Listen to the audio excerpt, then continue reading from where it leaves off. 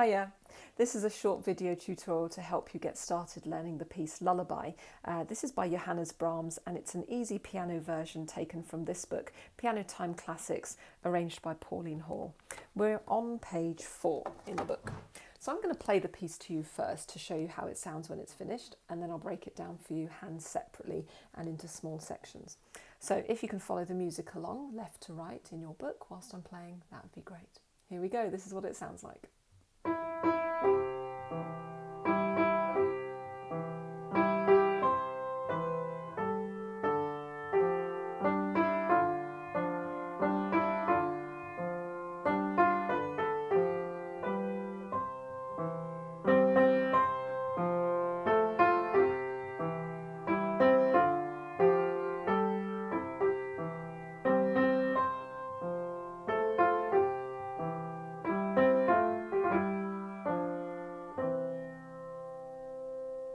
Okay, it's absolutely beautiful. I do love this piece.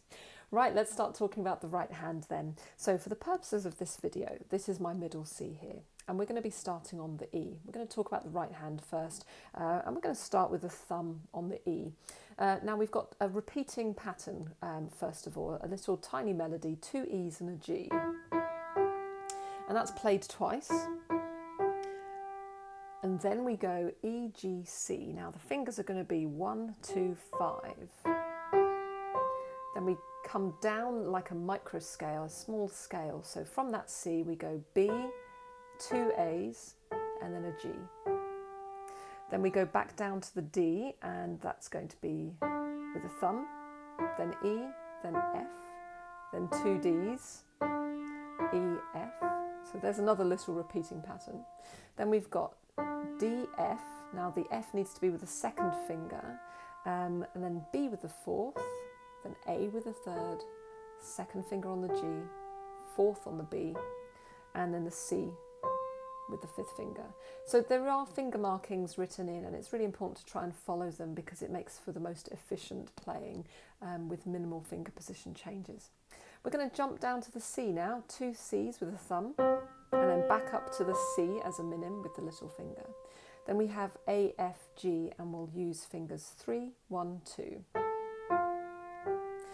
Now there's no way around this next bit but to do a jump. So with your index finger, jump down 2 notes to the E, and we're going to play E, C, F with 2, 1, 3. Then G, A with 4 and 5. Then E, G, which is going to be with 2 and 4. Then we have 2 C's with the thumb again, and then back up to the top C with your little finger. Then we have the same fingers that we used before when this pattern occurred on line 2, A, F, G, so 3, 1, 2. And now we have another jump to the E, but this time we need the third finger on it. So E with the third, thumb on the C, F with the fourth, G with the fifth, back to the fourth on the F, then E, D, C with 3, 2, 1. Okay, so that's the right hand. Let's have a look at the left hand. Now the left hand is really simple. It's pretty much all crotchets, but we have these phrase markings over each group of 3, and if you incorporate these phrase markings, i.e. have a little lift after note 3 and the start of note 1 in each case, you'll create this sort of lilt, which is really appropriate, I think, for a lullaby, sort of the idea of rocking a child to sleep. So we're going to stay pretty much in this same hand position throughout. So your left little finger is on a C, and that's the C below middle C, and then third finger on the E and your thumb on G. So the first 3 complete bars is a repetition of this pattern, C, E, G, so 3 times. And so it's quite straightforward, so you can actually practice that little lift after the G and before the next C, like this.